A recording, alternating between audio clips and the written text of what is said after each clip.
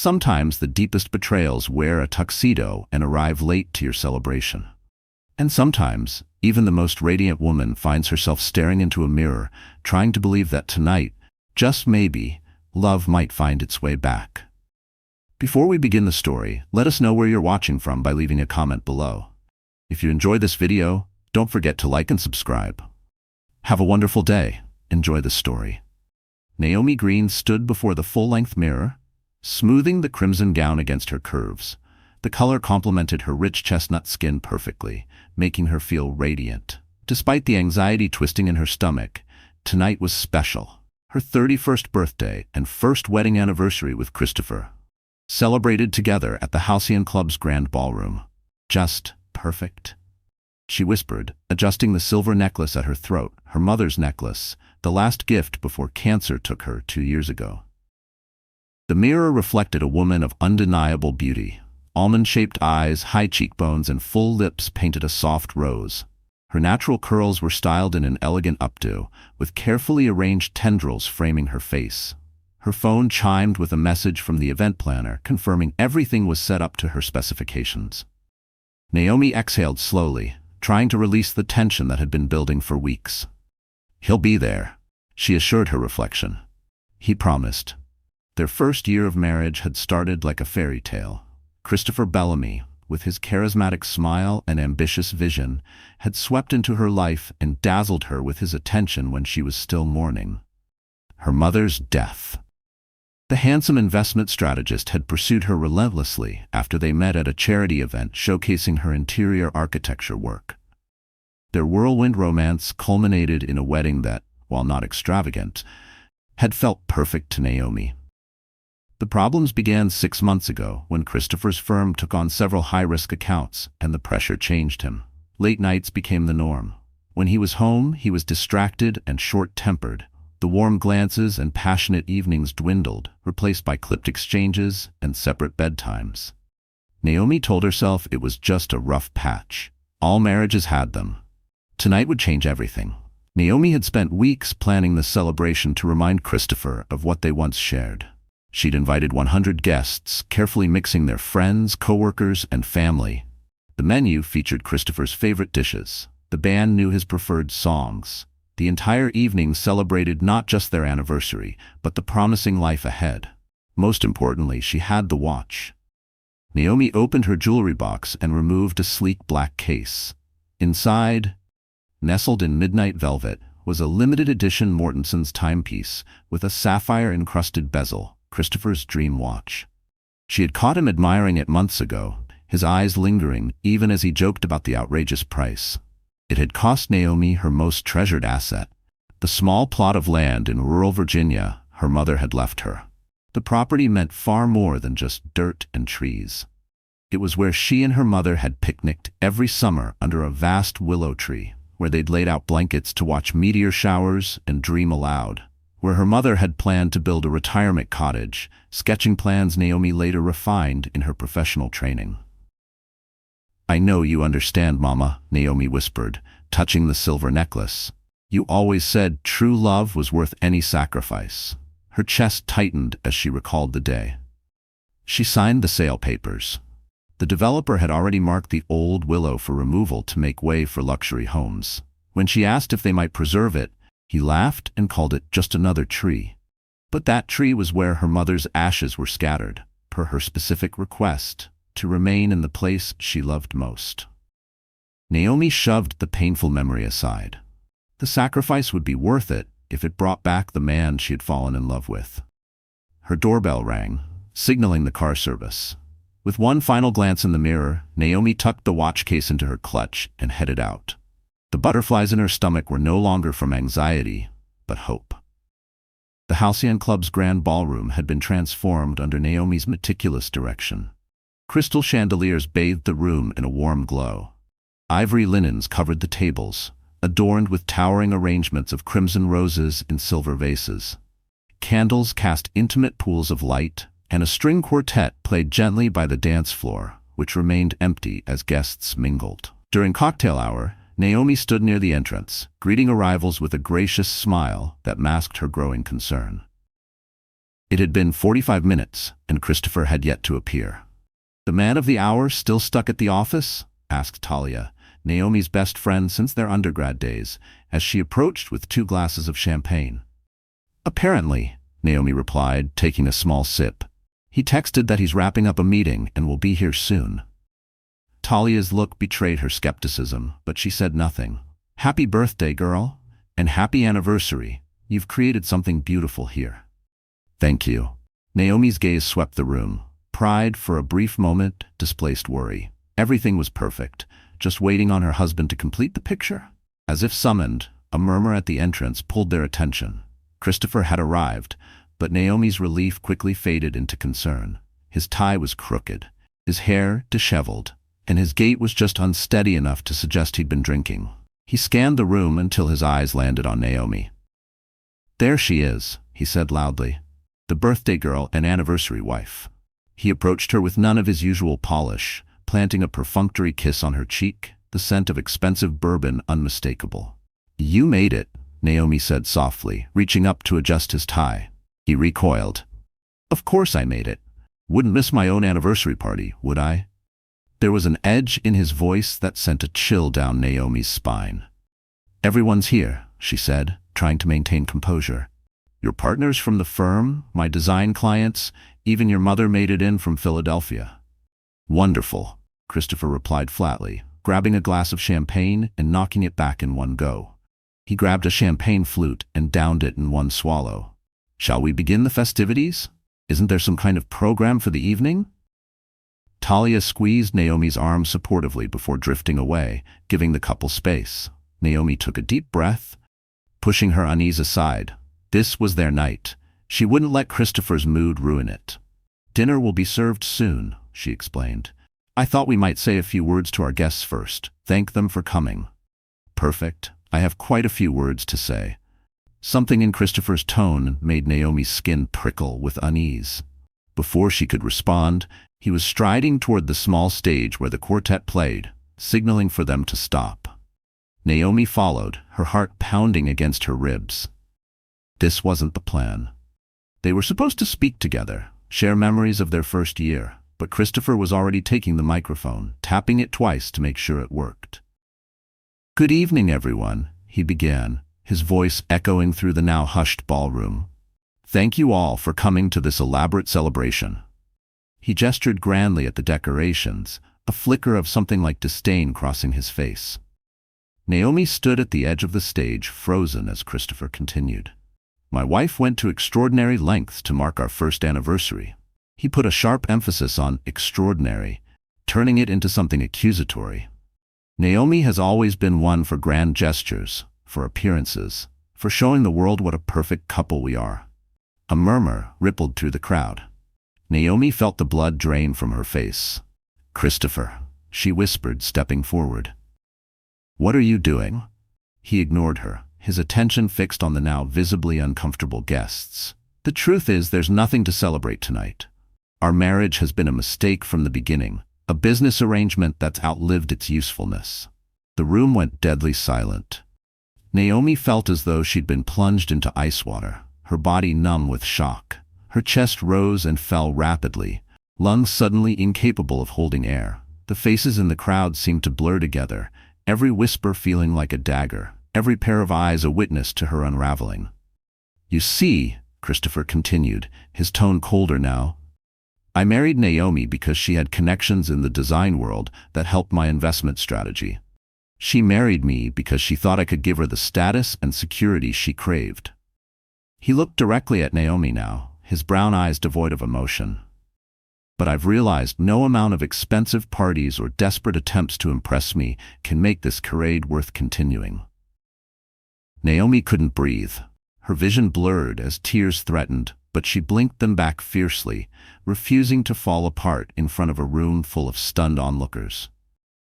"So in honor of our anniversary," Christopher reached into his jacket and pulled out an envelope. "I'm giving my wife what she truly deserves." He extended it toward her with a cruel smile.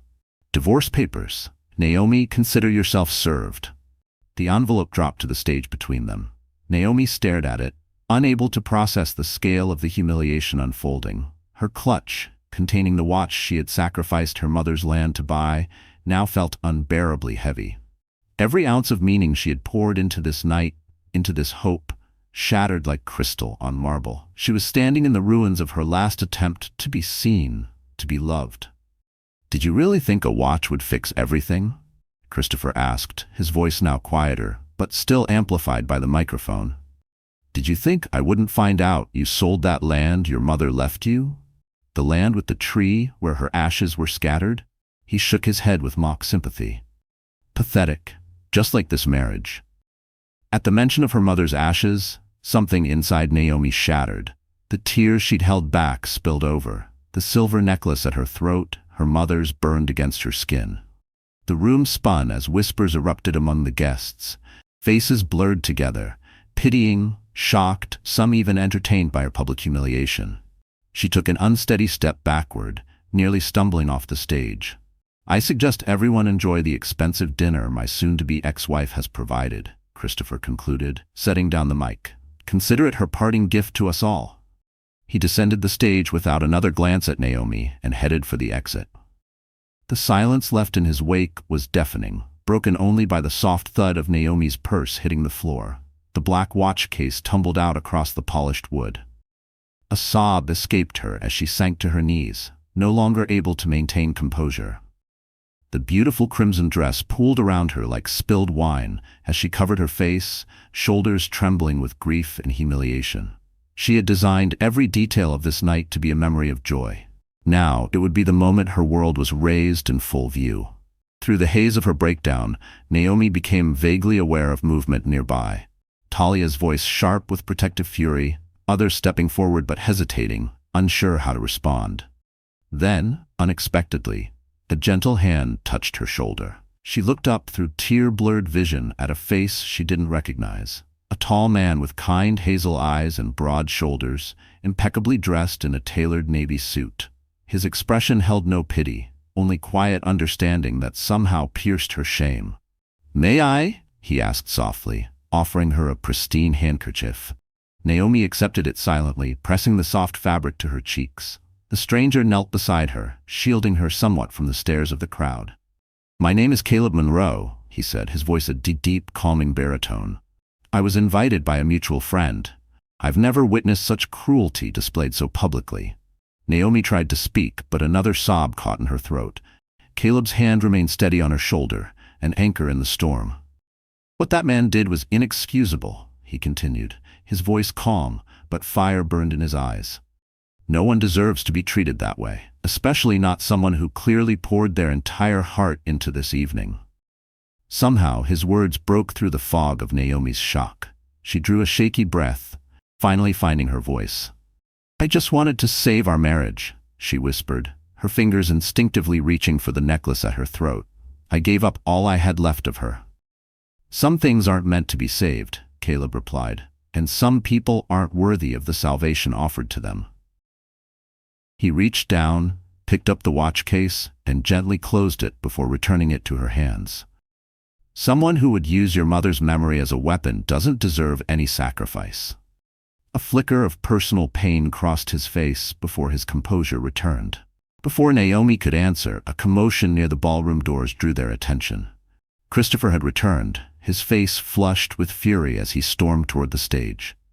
"Still performing for the crowd, Naomi?" he jeered. "Already found a shoulder to cry on?"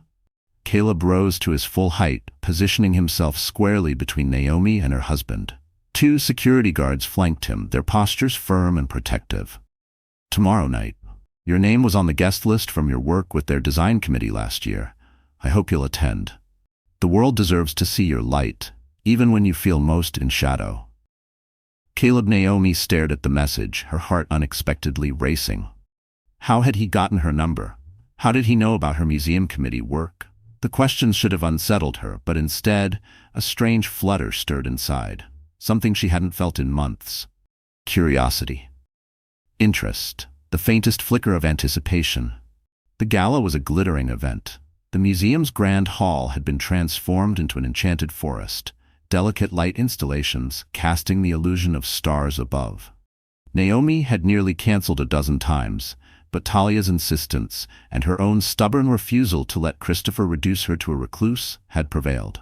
She chose midnight blue over her usual bold hues, hoping to disappear into the crowd, but the simple column dress, with subtle silver beading along the neckline, only highlighted her elegant collarbones and the graceful line of her neck, drawing more attention than she intended. As she walked through the entry hall, every step felt like reclaiming a part of herself. Each heel click, a quiet defiance against the shadow of shame. For the first hour, she limited herself to polite greetings, positioning herself near a quiet alcove featuring Renaissance sculptures. She wasn't hiding, just observing, gathering strength. "The Bernini is breathtaking, isn't it?" The deep voice behind her sent a shiver down her spine. She turned to find Caleb Monroe, impeccable in a tailored tuxedo, though he was gazing not at the sculpture but at her. "The way it captures vulnerability and strength in the same moment," Caleb continued, stepping beside her. "Reminds me of someone I met recently." Naomi found her voice. "Are we pretending this is a coincidence, Mr. Monroe?" His smile was warm and genuine. "Caleb, please. And no, not a coincidence. I hoped you would come." "How did you get my number?" she asked bluntly. "Your friend Talia," he said easily. She was protective at first, but eventually decided I might be worthy of at least a text message. He studied her face carefully. "Are you angry?" Naomi considered it. "No," she answered honestly. "Just cautious. Men who make grand gestures tend to vanish when real life begins." "A fair assessment," Caleb acknowledged, "though I'd argue that men who value appearance over substance aren't men at all." A server passed with champagne. Caleb took 2 glasses and offered one to her. She accepted it with slight hesitation. "I should apologize," he said, his expression sobering. "My proposal that night, it was impulsive, not because I didn't mean it, but because it wasn't fair to you in that moment." Naomi felt heat rise in her cheeks. It was unexpected. "I've followed your work for over a year," Caleb admitted. "Your design for the community center. The way you created spaces that comforted without condescension, that healed through beauty without excess. I was meant to meet you at a fundraiser last month," he continued, "but I got called overseas." Naomi remembered the event, an empty seat at her table. "That was you," he nodded. "When I saw you at your anniversary, I recognized you immediately. Then I watched you endure public cruelty with grace." His eyes softened with intensity. "Some people collapse under pressure. Others reveal their true strength. You were luminous in your pain, Naomi." His words struck a place deeper than sympathy. They reached into the cavern of that night, where shame had tried to bury her, and instead illuminated the quiet power with which she had stood. The raw honesty in his voice caught her off guard. No one had ever seen her that way. Not as a designer to be admired. Not as a wife meant to complete someone's image. But as a woman whose inner strength emerged at her lowest moment. "I don't know what to say to that," she admitted. "You don't need to say anything." Caleb gestured toward the museum's rooftop garden. "Would you walk with me? The city looks magical from up there." Against her better judgment, Naomi nodded. As they moved through the crowd, she noticed how Caleb greeted others with warm sincerity, but kept a respectful distance from her. He didn't touch her elbow or guide her with a hand on her back the way Christopher used to. Subtle gestures of control disguised as affection. With Caleb, there was only space, offered, never imposed, and somehow, that made her feel safer than any forced closeness ever had. The rooftop garden was quieter. Only a few guests braved the evening chill. Twinkling lights wove through potted trees, and the city stretched before them like a tapestry of light and shadow. "I grew up in foster care," Caleb said quietly as they reached the stone parapet. "Moved around a lot, never quite belonged anywhere.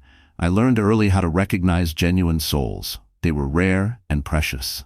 Naomi turned toward him, surprised by the candor. "When I was 16, I met an architect who saw something in me no one else had," he continued.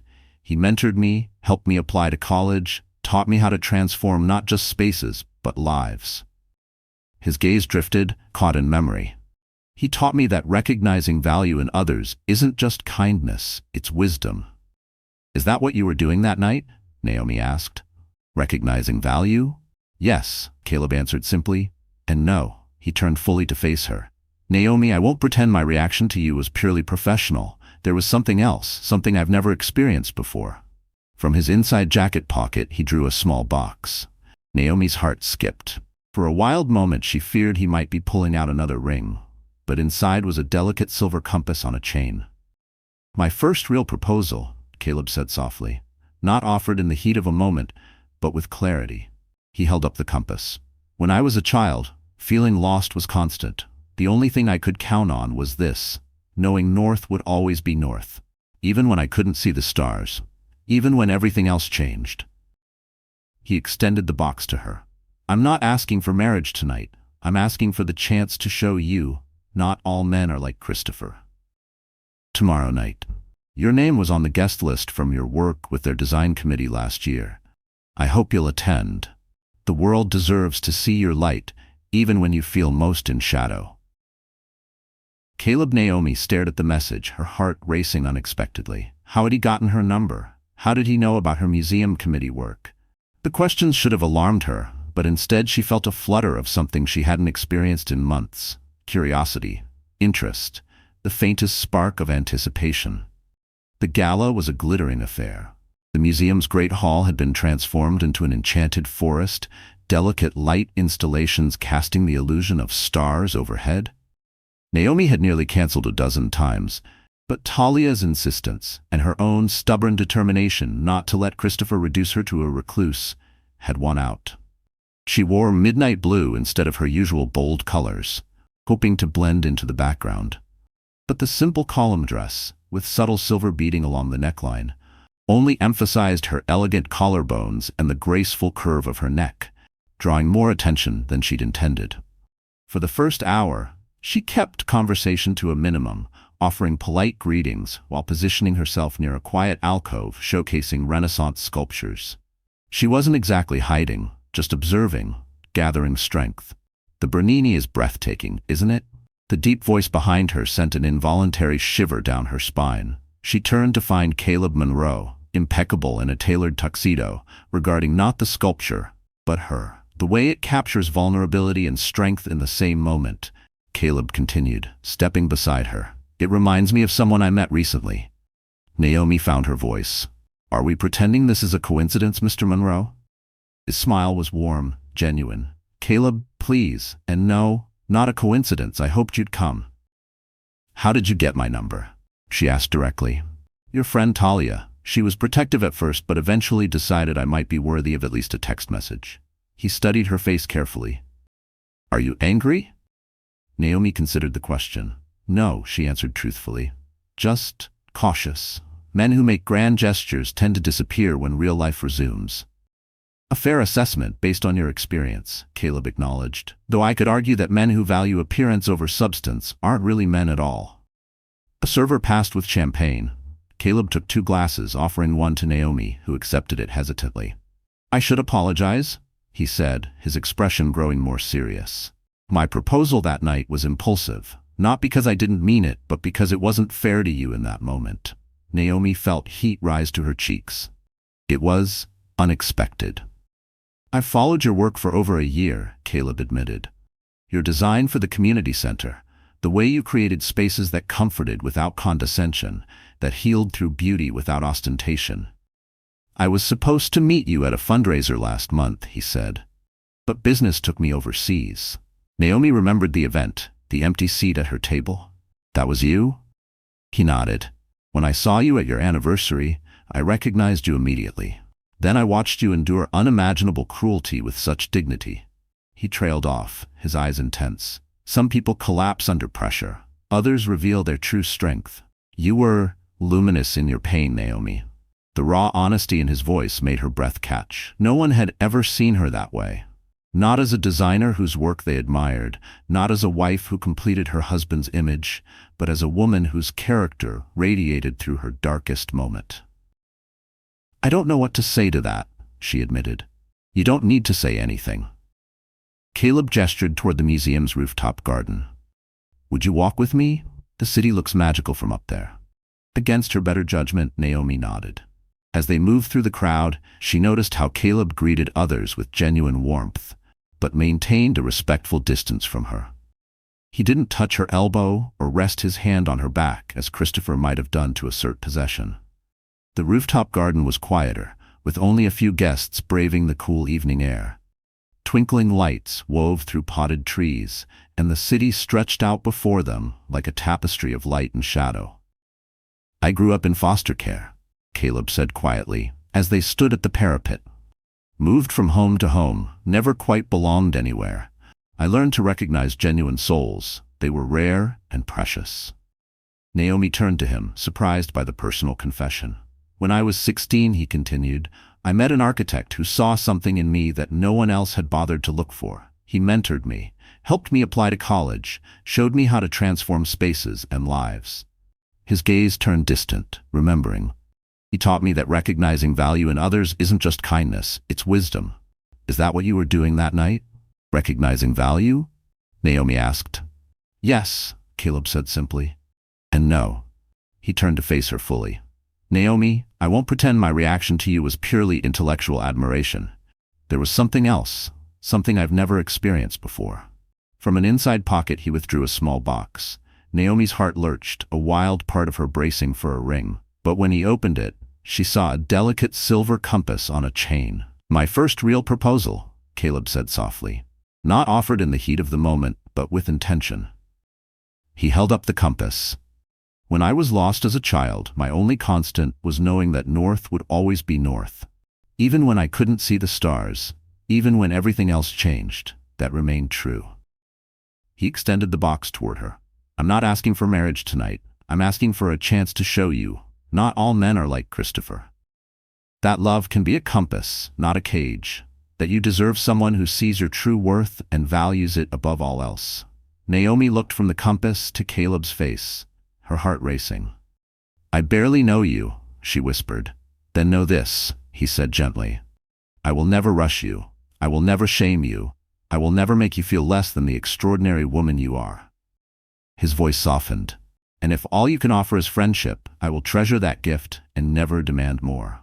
The sincerity in his eyes made Naomi's carefully guarded walls tremble. After a moment's hesitation, she reached for the compass, her fingers brushing his as she lifted it from the box. "It's beautiful," she said honestly. "Like its owner," Caleb replied. When she looked up sharply, he smiled. "Too much?"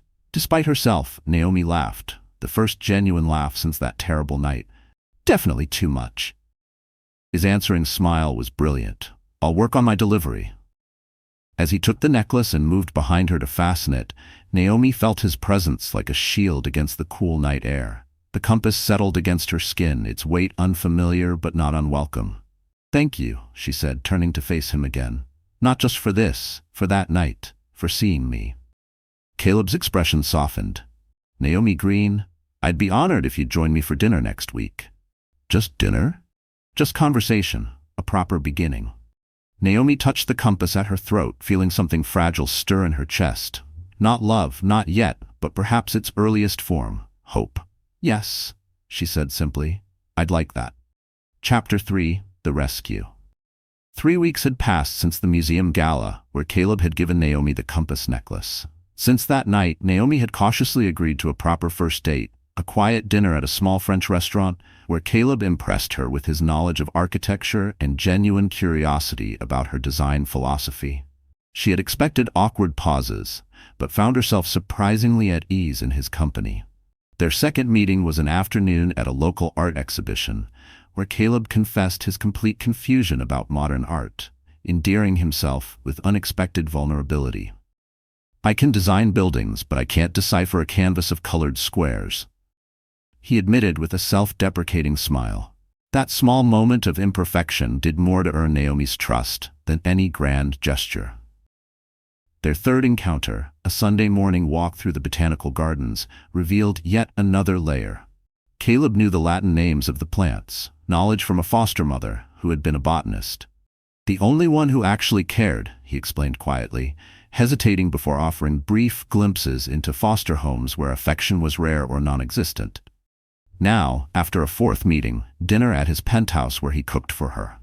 Impressively, aside from one burnt batch of dinner rolls, Naomi found herself reflecting on Caleb's slow, intentional approach to courting her.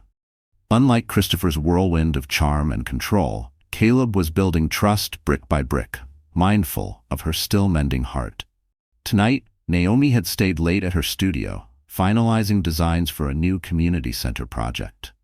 The compass necklace Caleb had given her rested against her skin beneath her blouse. She wore it daily now, though she couldn't entirely explain why. Perhaps because it symbolized something she longed for: direction, clarity, a steady presence in the dark. The night air was brisk as she locked the studio door. Talia had offered her a ride home, but Naomi had declined. The walk would clear her mind from the tangle of emotions Caleb stirred in her. His patience both soothed and unnerved her. Was she reading too much into his calm, steady pursuit? Did his restraint come from respect, or just polite disinterest? Lost in thought, she was 3 blocks from her apartment when she sensed it, not heard it. Someone following her.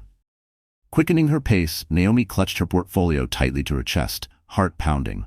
Heavy footsteps echoed behind her. She broke into a run, only to collide with a solid figure who stepped out from between 2 parked cars. "Going somewhere, Mrs. Bellamy?" The man's face was unfamiliar, but his tone left no doubt. This was no random encounter. Or is it Miss Green again? Hard to keep track. Naomi stepped back, finding herself trapped. Another man had emerged from the shadows behind her. "What do you want?" she demanded. "Just a friendly conversation," said the second man, his smile anything but friendly. "About those assets you're claiming in the divorce. Mr. Bellamy thinks you might reconsider your position." Fear crystallized into fury. "He sent you to threaten me? That's low, even for Christopher." The first man shrugged. "He's a businessman. This is negotiation." He reached out, grabbing Naomi's wrist. "Let's talk somewhere more private." Naomi jerked away, her portfolio slipping to the ground, pages scattering in the breeze. "Get your hands off me." The second man stepped closer. "Don't make this difficult, lady. We're just delivering a message. Tonight could be worse. Next time." The threat hung in the air like ice. Naomi opened her mouth to scream when the sudden squeal of tires broke through the night. A sleek black car pulled to the curb, and Caleb Monroe stepped out. His normally warm eyes were now cold as steel. "I believe the lady asked you to step back," he said, voice calm and lethal. The men hesitated, exchanging uncertain glances. "This is a private matter," the first one snapped. "Move along." Caleb's laugh was dry. "Naomi, are these men bothering you?" "They work for Christopher," she managed, relief washing over her. A shadow of danger flickered across Caleb's face. "Gentlemen," he said, voice low and deliberate, "I suggest you leave. Now." For a tense moment, Naomi thought they might listen.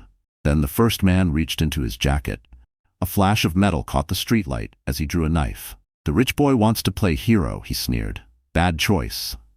What happened next unfolded with shocking speed. The man lunged, but Caleb moved with unexpected grace, deflecting the knife hand and delivering a precise strike that sent the attacker stumbling backward. The second man rushed him from behind, but Caleb spun, using the man's momentum to throw him off balance. Naomi watched in stunned silence as Caleb fought with the controlled precision of someone professionally trained. When the first attacker came at him again, Caleb redirected the knife, though not before the blade slashed across his shoulder, tearing through his suit jacket. Despite the injury, Caleb delivered a devastating combination that left both men groaning on the pavement. "Naomi," he said urgently. "My car, now." She didn't hesitate, rushing to the vehicle as Caleb scooped up her scattered designs with his uninjured arm. Once inside, he handed her the portfolio and started the engine, pulling away with controlled speed. "Are you hurt?" he asked, his voice tight. "No, I'm fine." "But you're bleeding," Naomi said, staring at the dark stain spreading across his shoulder. "We need to get you to a hospital." "No hospitals," Caleb said firmly. "Too many questions. My penthouse isn't far. I have supplies there."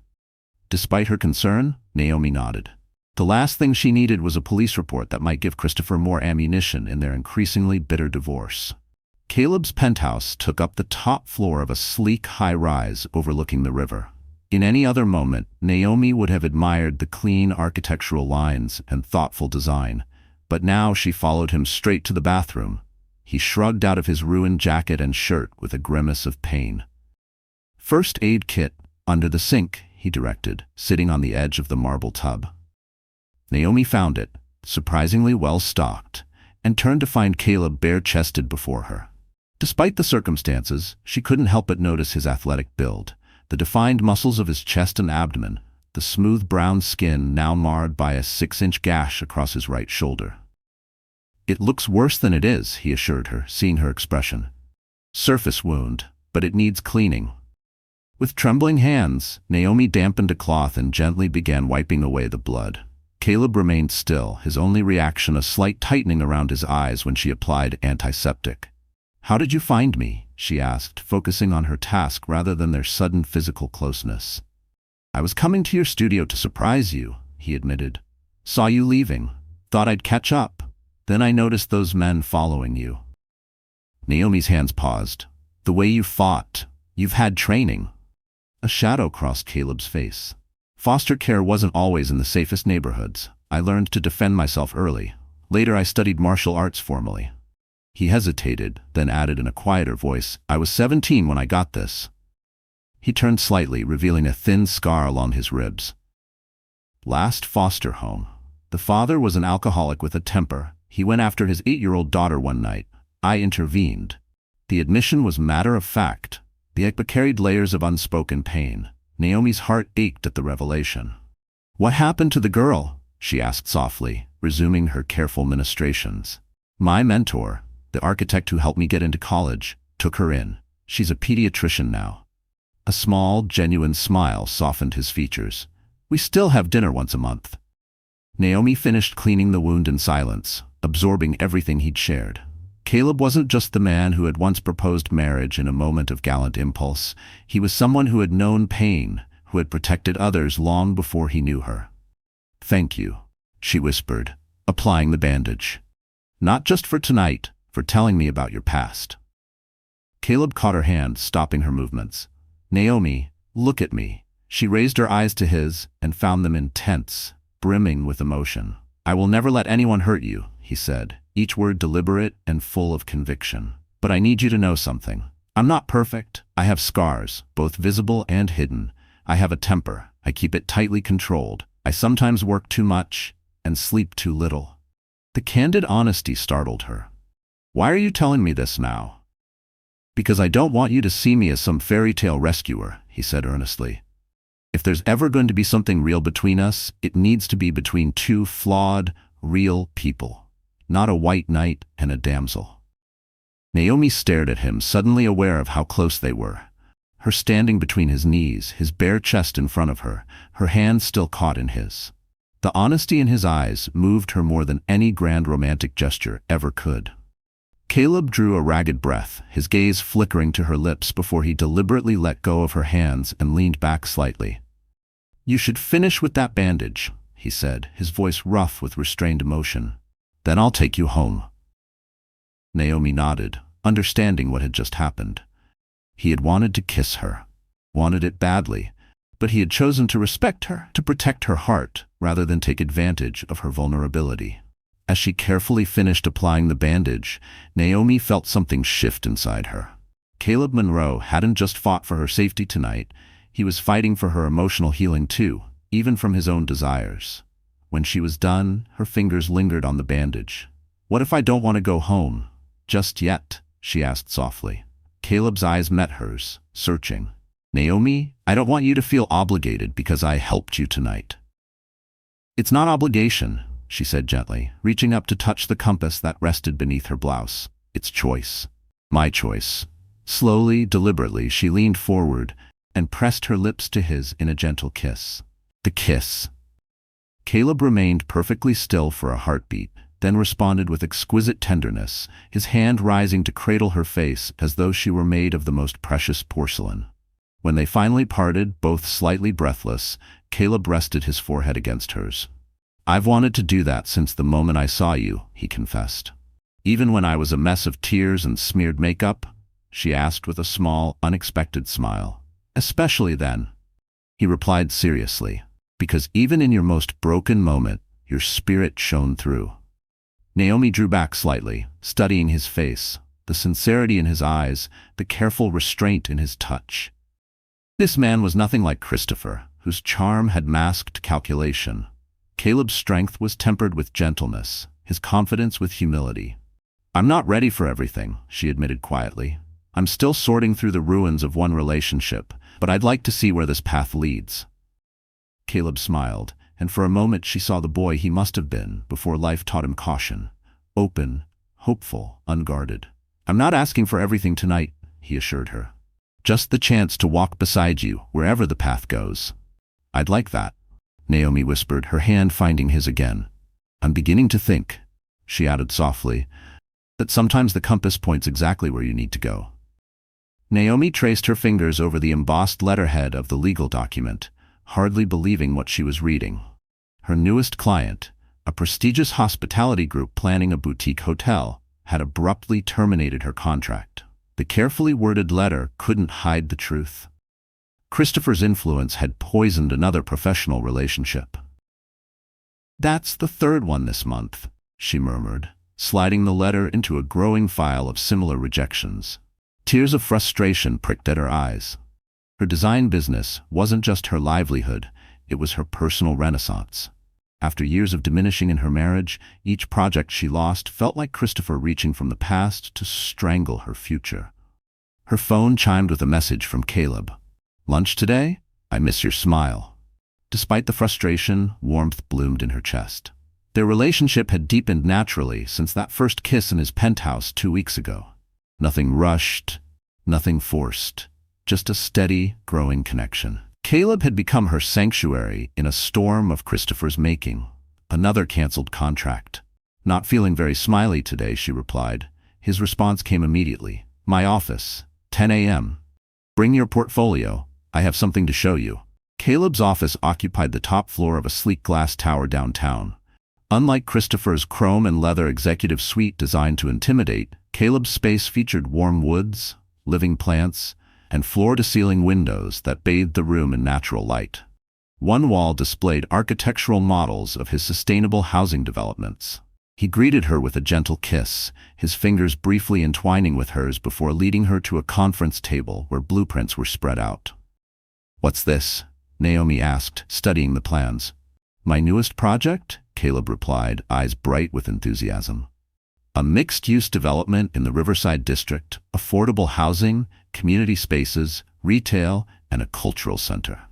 Naomi examined the blueprints with professional interest, immediately noting the innovative use of space and sustainable elements typical of Caleb's work. It's remarkable, she said. The integration of green spaces is particularly inspired. It's miss something, Caleb said, watching her closely. Soul, warmth, the human element that transforms architecture into home. He paused. Your element, Naomi. She looked up, suddenly understanding. Are you offering me a job? A partnership, he corrected. Your design vision alongside my architectural framework. Equal collaboration, separate from our personal relationship. Naomi walked to the window, absorbing the implications. People will talk, she said. They'll say I'm only getting this opportunity because we're involved. Caleb joined her, careful not to crowd her space. Let them talk. The work will speak for itself. His voice softened. Besides, I've wanted to collaborate with you professionally since before I knew you personally. Your design for the community center sold me on your talent, long before I ever saw your face. Naomi turned to him, studying his expression. And if things between us change? The contract is structured to protect your professional interests, regardless of our personal relationship. He took her hand. Naomi, I would never use your heart to control your career. That's what Christopher is doing now, using your career to punish your heart. The truth of his words struck her deeply. Christopher was weaponizing her reputation because he knew how much it meant to her. In contrast, Caleb was offering a path forward that recognized her talents, independent of their growing feelings. I'd like to see the full proposal, she said finally, and I'll need my lawyer to review any contracts. Caleb's smile was radiant. Of course, I'd expect nothing less. As they bent over the blueprints together discussing possibilities, Naomi felt something she hadn't experienced since Christopher's betrayal: professional hope. Her mind raced with ideas for humanizing the spaces, making them both beautiful and functional for the families who would live there. This courtyard could become a community garden, she suggested, pointing to an open area. And these common spaces need to encourage interaction while still respecting privacy. Caleb watched her come alive, her hands moving expressively as she sketched concepts on tracing paper laid over his blueprints. This was the woman he'd admired from afar. Confident, passionate, visionary. "You're extraordinary when you create," he said softly. Naomi looked up, caught by the admiration in his eyes. Unlike Christopher, who had seen her design career only as a tool for networking, Caleb genuinely valued her creativity. Their lunch forgotten, they spent hours brainstorming. When Naomi finally checked the time, she was shocked to see it was nearly evening. "I had no idea it was so late," she said, gathering her things. "Time disappears when you're building dreams," Caleb said, helping Naomi organize the sketches she'd created. "Would you have dinner with me? There's a small Ethiopian place nearby I think you'd love." Before she could answer, her phone rang, her lawyer's number flashing on the screen. With an apologetic glance at Caleb, she answered. "Miss Green, I've just received notice that your ex-husband is filing a claim for the watch you purchased prior to your separation. His attorney is arguing it constitutes a marital asset due to its significant value." Naomi's hand tightened around the phone. The sapphire watch, the symbol of her greatest sacrifice and Christopher's cruelest rejection, was now being used as another weapon. "That's absurd," she replied, struggling to keep her voice steady. "I purchased it with funds from property I inherited before our marriage. Unfortunately, the timing of the purchase falls within the marital period. We can fight this, but prepare yourself for a battle." After ending the call, Naomi looked up to find Caleb watching her with concern. "Christopher?" he asked quietly. "He's claiming the watch as a marital asset." The absurdity suddenly struck her, and a sound between a laugh and a sob escaped her. "The watch he publicly rejected, the watch I bought by selling my mother's land." Caleb's expression darkened. "He doesn't want the watch, he wants to hurt you by taking something meaningful. It's not even about the watch anymore." "No," Naomi admitted, sinking into a chair. "It's what it represents. My willingness to sacrifice something precious for a man who never deserved it." She looked up at Caleb, vulnerability plain in her eyes. "I feel like such a fool." In 3 strides, Caleb was kneeling in front of her, taking both her hands. "Listen to me. Loving deeply is never foolish, even when the recipient proves unworthy. Your capacity for devotion is a strength, not a weakness." He hesitated, then added quietly, "I understood what that watch meant the moment I saw it fall from your purse that night. I know what it cost you, not just financially, but emotionally." Naomi looked down at their joined hands, her slender fingers entwined with his stronger ones. "I'm afraid," she confessed. "Not of Christopher, but of trusting my own judgment again." To her surprise, Caleb's eyes filled with vulnerability of his own. "Do you think I'm never afraid?" he asked softly. "I'm terrified. Of failing you. Of not being worthy of the trust you're slowly giving me." The admission stunned her. This powerful man, who seemed so assured, so capable, was sharing his own fears. It was, perhaps, the most intimate moment they had shared, more revealing than their kiss, more connecting than their collaboration. "Why would you be afraid?" she asked. "Because I've never had this," Caleb replied simply, gently squeezing her hands. "My success came from building things, Naomi. But relationships? Those are harder. My childhood taught me how easily love can be withheld. My adult life didn't offer many chances for real connection." He raised her hands to his lips and kissed them softly. "Trust isn't given all at once. It's built day by day, action by action." His eyes held hers. "I don't ask for blind faith, Naomi, just the chance to earn your trust with every day that passes." In that moment, as the city lights began to twinkle against the evening sky, Naomi recognized something profound in Caleb's honesty. Not weakness, but the courage to be vulnerable with her. He wasn't offering to save her. He was offering to grow alongside her, risking his own heart in the process. "Ethiopian food sounds perfect," she said, a genuine smile finally breaking through her earlier frustration. "And yes, I'll consider your partnership proposal. Both the professional one and," she gestured between them, "whatever this is becoming." Caleb's answering smile was tender as he helped her to her feet. "This," he said, brushing a soft kiss across her lips, "is the foundation of something extraordinary, and like all my buildings, I intend to make it strong enough to withstand any storm." As they walked together toward the elevators, Naomi felt a new sense of balance between them. Caleb's willingness to show his own fears had bridged the final distance between them, allowing her to see him not as a perfect savior, but as a man offering an authentic partnership. In every sense. "You know," she said as they waited for the elevator, "I think my favorite part of designing spaces is finding the right balance between strength and comfort, between beauty and function." Caleb looked down at her, understanding the deeper meaning behind her words. "The best designs always hold those tensions in perfect equilibrium," he agreed, his arms slipping naturally around her waist. "Rather like relationships." The elevator chimed, its doors opening to reveal their reflection. Two people standing side by side, neither leaning on the other, yet clearly bound by something stronger than proximity. "I think we might create something beautiful together," Naomi said softly as they stepped inside. Caleb's eyes met hers in the mirrored reflection. "In every sense," he promised, "in every way." "Time disappears when you're building dreams," Caleb said, helping Naomi organize the sketches she'd created. "Would you have dinner with me? There's a small Ethiopian place nearby I think you'd love." Before she could answer, her phone rang. Her lawyer's name flashed on the screen. With an apologetic glance at Caleb, she answered. "Miss Green, we've received a settlement offer," her attorney began. "Mr. Bellamy is willing to drop the claim on the watch in exchange for your share of the Lincoln Avenue property." Naomi's stomach dropped. The Lincoln Avenue building had been their first joint investment, a modest commercial property that had appreciated significantly. Her portion would more than cover the cost of the watch, effectively making her pay twice for a gift Christopher had publicly rejected.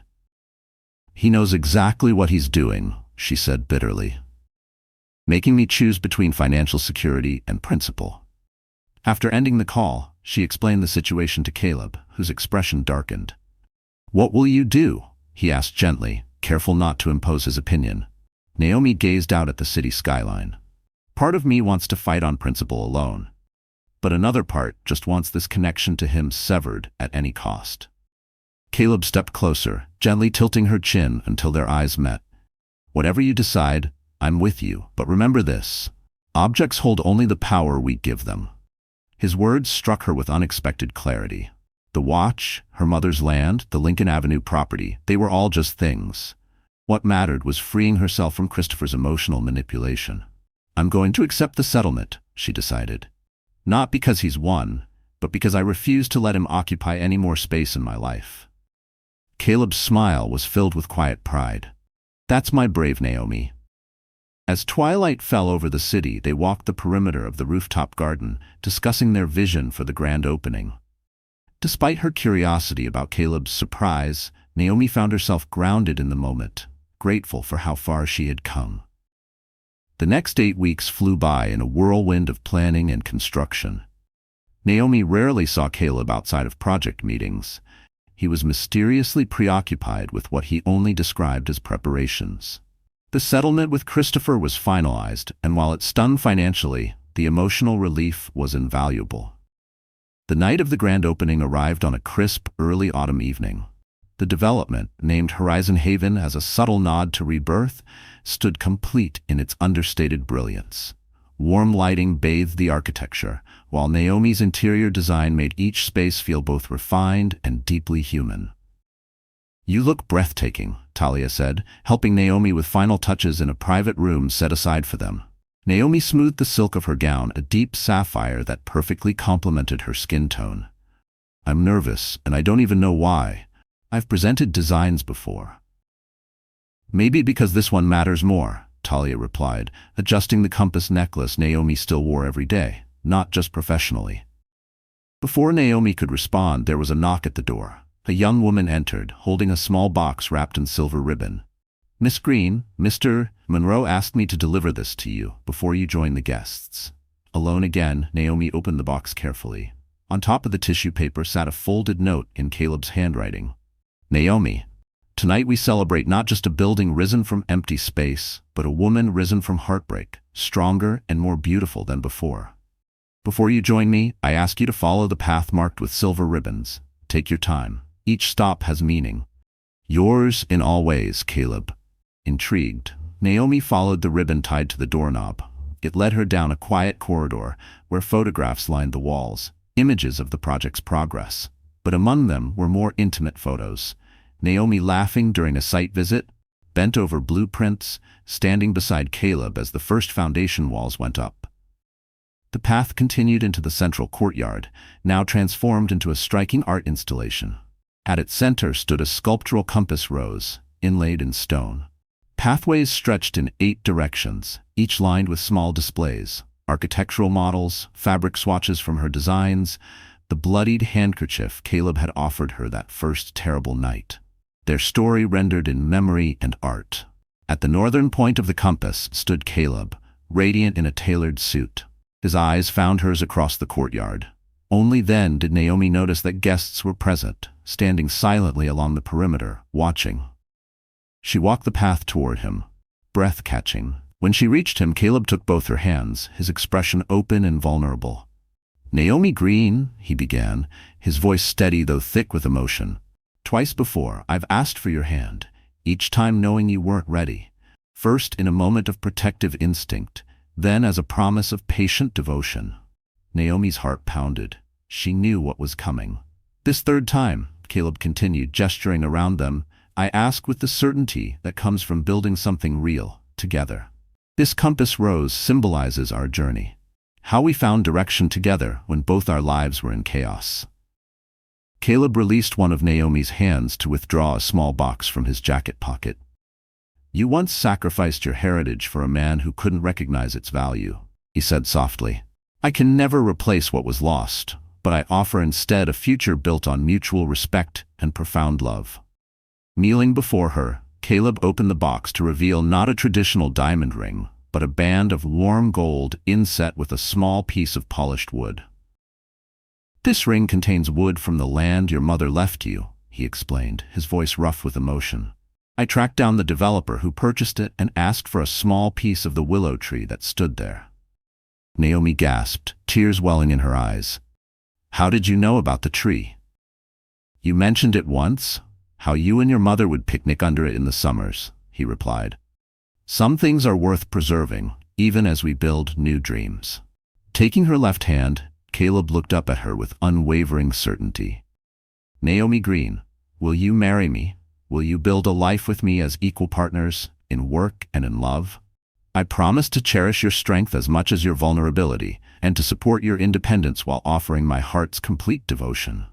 In that moment, surrounded by the physical manifestation of everything they had built, Naomi felt the final pieces of her heart's protective wall crumble. Caleb had not simply said he loved her. He had shown her, time and again, through both grand and quiet acts. "Yes," she whispered. Then louder, for all to hear, "Yes, Caleb, I will marry you." As he slipped the ring onto her finger and rose to take her into his arms, the gathered guests erupted in applause.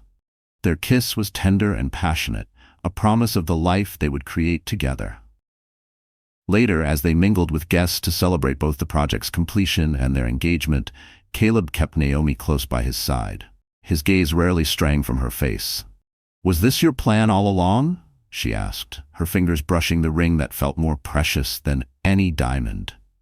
"To propose here tonight?" Caleb's smile was both triumphant and tender.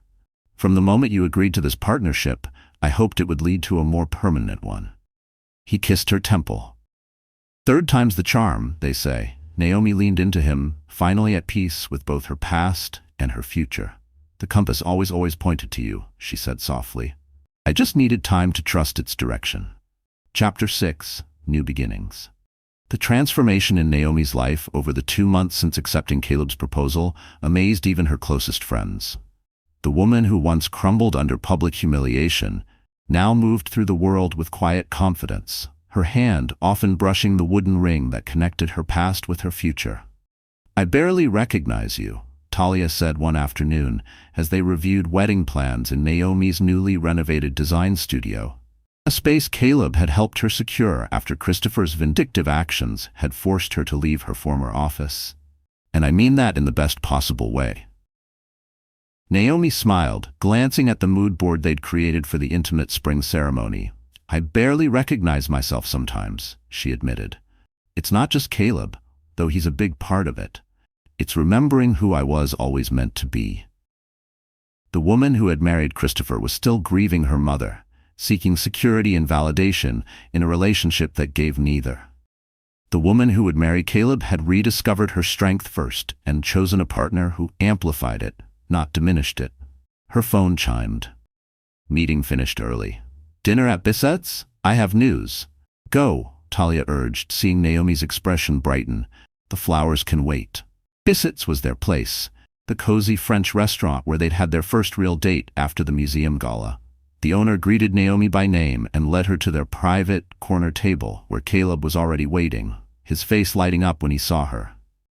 "Have I told you today how beautiful you are?" he asked, rising to kiss her before holding her chair. "Only twice," Naomi replied, smiling warmly. Caleb's eyes danced as he reached for her hand across the table. "The Foundation Board approved our proposal for the Design Scholarship Program. Starting next fall, 10 students from underserved communities will receive full funding for architecture and design education, with guaranteed internships at your studio or my firm." Naomi squeezed his hand, emotion tightening her throat. The scholarship had been her idea, a way to open doors for talented youth without privilege. Caleb had embraced it immediately and expanded the concept even further. "That's wonderful," she said. "Those students' lives will change, completely." "Like mine did," Caleb said. "When my mentor saw something in me, it's our turn to extend the ladder." As they shared wine and their favorite dishes, Naomi marveled at how seamlessly their lives had merged. Caleb introduced her to philanthropic circles where her ideas reshaped community initiatives. She brought him into intimate creative spaces where his strategic mind flourished. Together, they were more than the sum of their parts. After dinner, they strolled along the riverfront, Caleb's arm wrapped around her shoulders against the crisp breeze. "I had a strange call today," he said, tone carefully neutral, "from Christopher's attorney." Naomi tensed. Though the divorce was finalized, Christopher's shadow still lingered through petty intrusions. What did he want? "Apparently Christopher's company is struggling. He's looking for investors." Caleb's face remained unreadable. "His lawyer suggested I might be interested, given my connection to his former wife." Naomi stopped walking, turning to face him. "That's unbelievably presumptuous." "It's desperate," Caleb said gently. "His investors are pulling out after that expose. The market sees what's happening." A complicated wave washed through Naomi, not satisfaction, but perhaps some justice. Christopher's true character was finally being revealed. "What did you tell them?" "That I base investments on sound business, not personal connections." Caleb's thumb traced circles on her hand. "And that his request showed exactly why his company is failing." Naomi nodded, grateful Caleb understood her emotions without needing explanation. "Let's not waste our evening on him," she said. Caleb smiled, drawing her closer. "I'd much rather talk about this weekend. My lake house is ready. I'm thinking a private getaway before the holiday rush."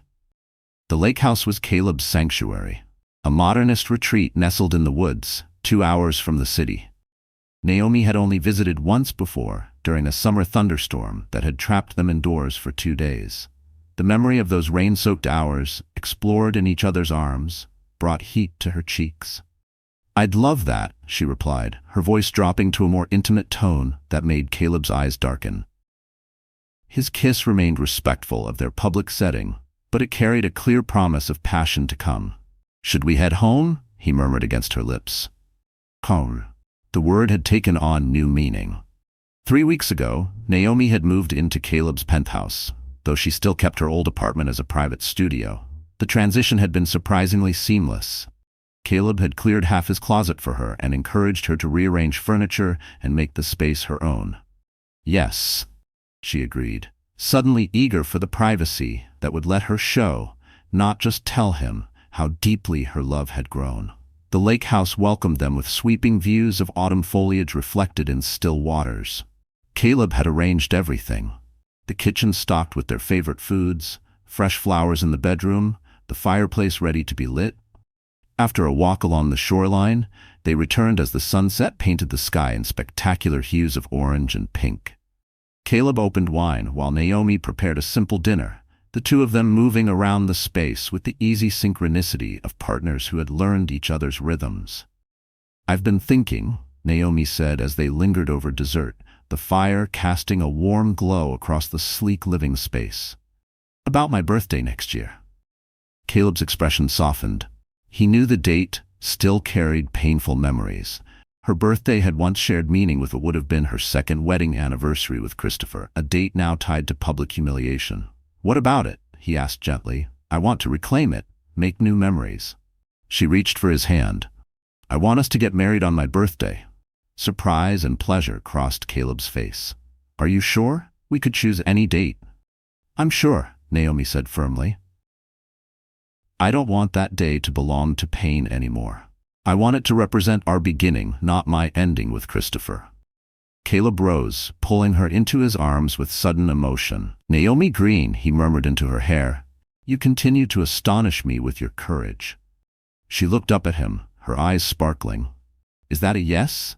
"It's 1,000 times yes," he replied, before capturing her lips in a kiss that deepened quickly from tender to hungry. Naomi pressed close, her body instinctively responding to the familiar, exhilarating feel of him. Unlike her relationship with Christopher, which had grown cold and one-sided, intimacy with Caleb was a revelation, each encounter layered with connection and care. His hand slid down her back, drawing her hips against his. "Bedroom?" he suggested, voice thick with desire. "Too far," she whispered, already undoing the buttons of his shirt as she guided him to the plush rug in front of the fireplace. Caleb chuckled, following her lead without resistance. This was another aspect of their relationship that stood in contrast to her past, an equal give and take, mutual discovery, each completely attuned to the other's pleasure. Later, wrapped in a throw in front of the glowing embers, Naomi rested her head on Caleb's chest, listening to the steady rhythm of his heartbeat. "Happy?" he asked, fingers tracing lazy lines along her spine. "Completely," she replied truthfully. After a quiet moment, she added, "I never thought I'd feel this way again. After that night, I was sure something inside me had died." Caleb shifted to look at her, his expression serious. "Nothing about you died that night, Naomi. You were wounded, yes, but what makes you extraordinary is how you turned those wounds into strength and compassion." His words touched something deep inside her. Her journey from heartbreak to healing had changed her, not in the way Christopher intended. Where he tried to diminish her, she had expanded. Where he tried to isolate her, she had forged deeper connection. "I love you," she said simply. The words still carried newness between them, and therefore weight. "Not because you rescued me, but because you saw me clearly when I couldn't see myself." Caleb kissed her, gentle, reverent. "And I love you, Naomi Green, soon to be Monroe, for exactly who you are. Brilliant, resilient, and absolutely irreplaceable." As moonlight spilled through the windows, painting silver across their intertwined bodies, Naomi felt the last ghosts of her past let go. Before her stretched a future bright with promise, a life built on respect, vision, and a love tested by fire and found unbreakable. Shadows from the past. The winter sun poured through the penthouse windows as Naomi reviewed fabric samples for their wedding, now only 4 months away. She would marry Caleb on her birthday, transforming a date once tied to betrayal into one of celebration. The thought filled her with triumphant joy.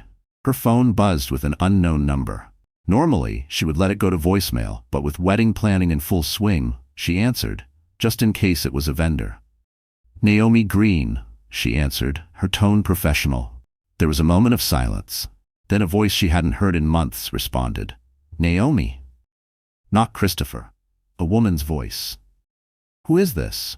Naomi asked, though something in the voice struck a chord. "It's Catherine Bellamy."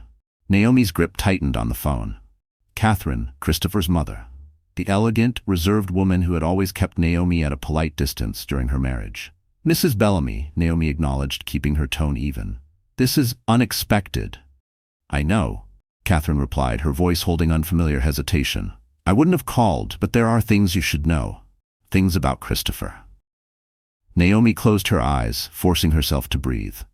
"With all due respect, Mrs. Bellamy, your son and I are divorced. His concerns are no longer mine." "He's planning something," Catherine continued, ignoring Naomi's dismissal. "Something to disrupt your wedding.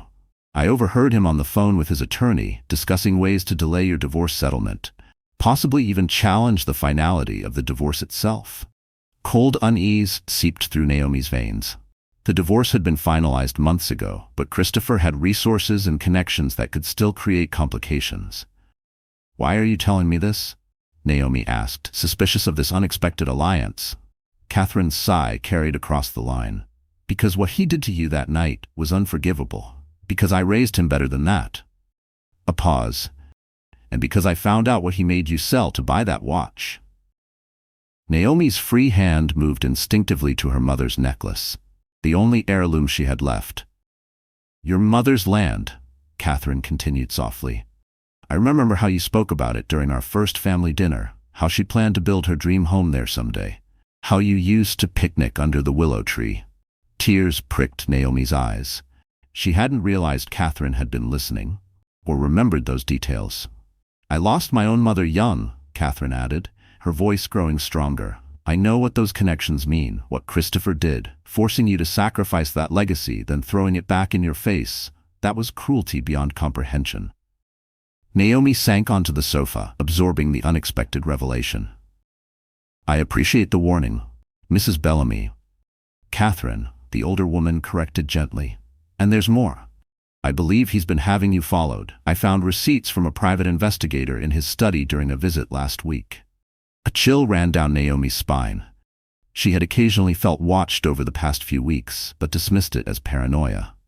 "Why would he do that?" she asked, though part of her already knew. "Information is power," Catherine said simply. "And Christopher has always needed to feel powerful, especially when he feels threatened." "I'm not a threat to him," Naomi protested. "Your happiness is," Catherine countered. "Your success with Caleb Monroe, your rising profile in the design world, all of it contradicts the story he's built in his head, the one where you're nothing without him." After promising to send any additional information she might uncover, Catherine ended the call, leaving Naomi staring at her phone in stunned silence. She was still sitting there when Caleb arrived home 30 minutes later, his smile fading instantly as he took in her expression. "What's happened?" he asked, setting aside his briefcase and joining her on the sofa. Naomi explained Catherine's unexpected call, the warnings about Christopher's surveillance and legal maneuvering. As she spoke, Caleb's expression darkened, but he listened quietly, not interrupting. "I should have anticipated this," he said at last, frustration edging his voice. "Christopher's type doesn't surrender control easily." "What does he hope to gain?" Naomi asked. "The divorce is final. I've moved on." "But you're happier," Caleb pointed out, taking her hand.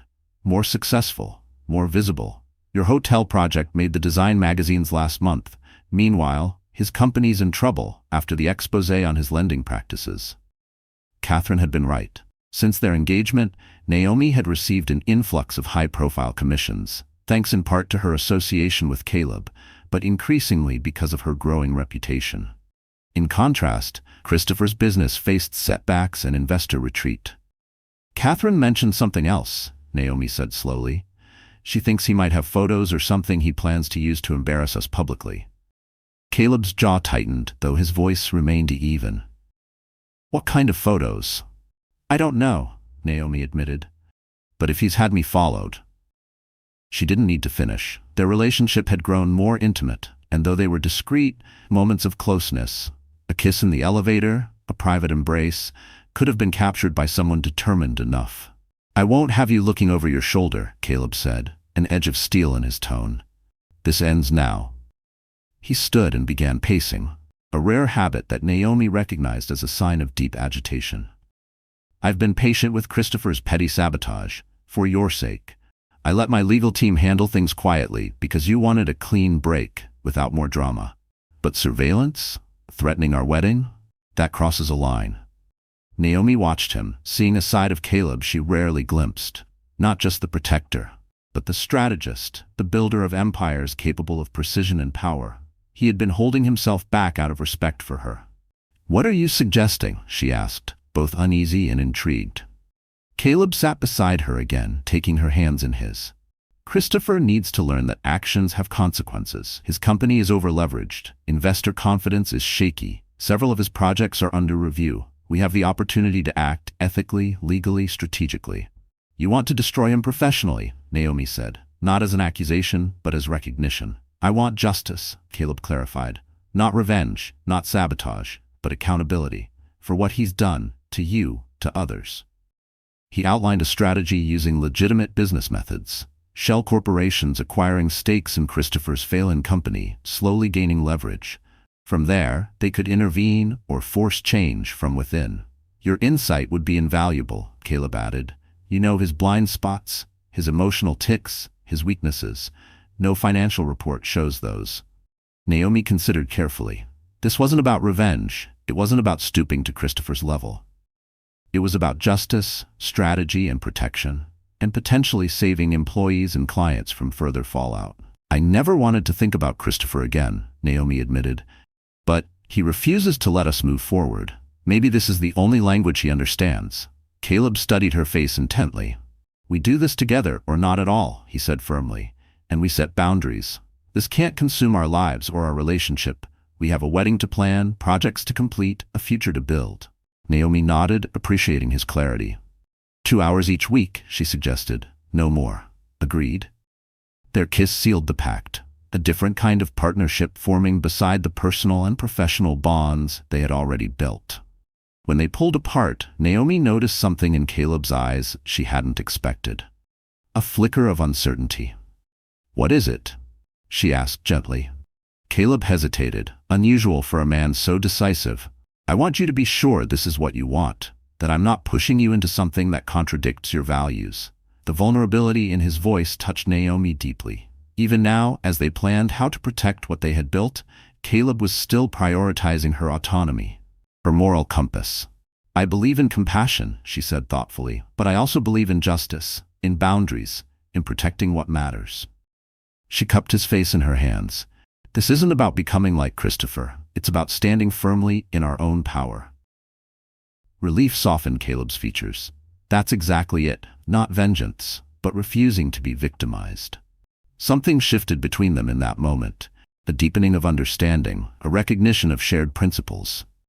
Naomi had worried that confronting Christopher might drag them into darkness, but instead, she felt free.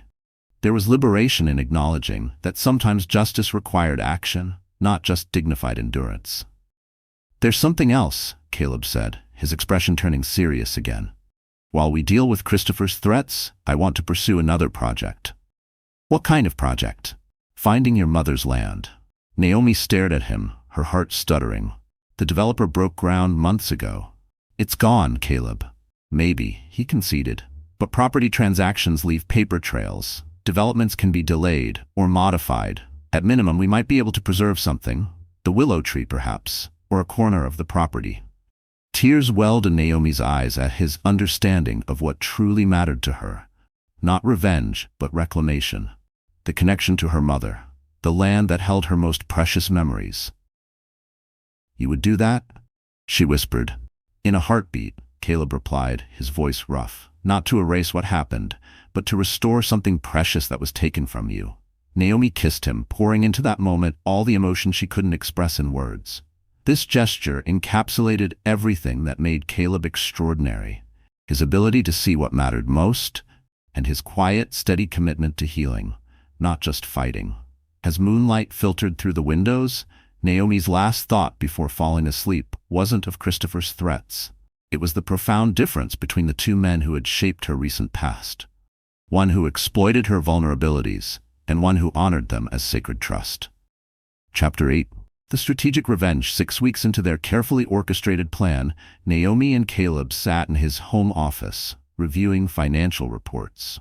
Outside, a soft spring rain tapped against the tall windows, a calming rhythm to their focused silence. Summit Ventures has acquired 18% of Bellamy Capital stock, Caleb noted, highlighting figures on his tablet. Combined with Coastal's position, we now control 27%. Naomi nodded, still amazed at how cleanly they had kept Caleb's involvement hidden. Both Summit and Coastal were legitimate investment entities within his larger portfolio, their steady purchases appearing like ordinary market behavior rather than a deliberate, strategic campaign. What's our target threshold? She asked, reviewing the data with increasing confidence. These weekly sessions had taught her more about corporate finance than she ever learned during her entire marriage to Christopher. 40% would give us effective control, Caleb explained. given how distributed the remaining shares are. If the price keeps falling, we'll reach that in 3 weeks. And the price was falling. Steadily, inexorably.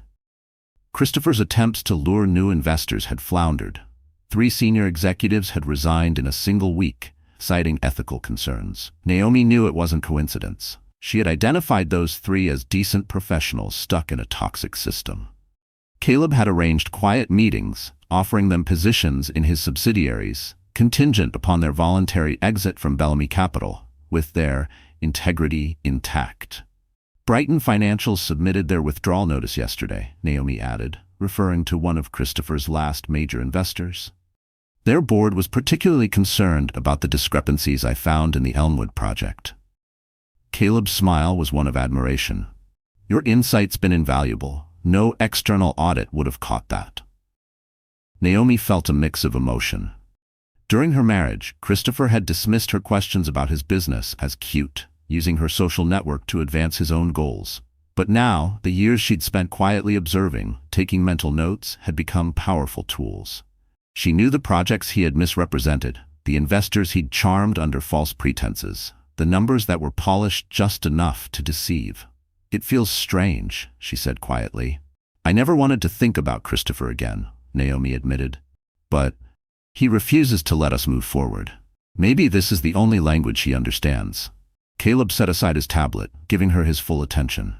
Second thoughts? No, she said firmly, just reflecting on the irony. He never thought I was paying attention, never valued my intelligence. Now, those same qualities he dismissed are helping hold him accountable. Rising from her chair, Naomi moved to the rain-streaked window. I received another message from him today. More threats, more manipulated photos. He's getting desperate. Caleb came to stand behind her, his hands gently massaging the tension from her shoulders. Has he realized what's happening yet? I don't think so. His ego won't let him see the pattern. She leaned back against Caleb's chest, drawing strength from his steady presence. He believes his company's issues are due to market forces and disloyal employees, not a coordinated strategy. Caleb's lips brushed the spot just below her ear. The next phase begins tomorrow. Are you ready?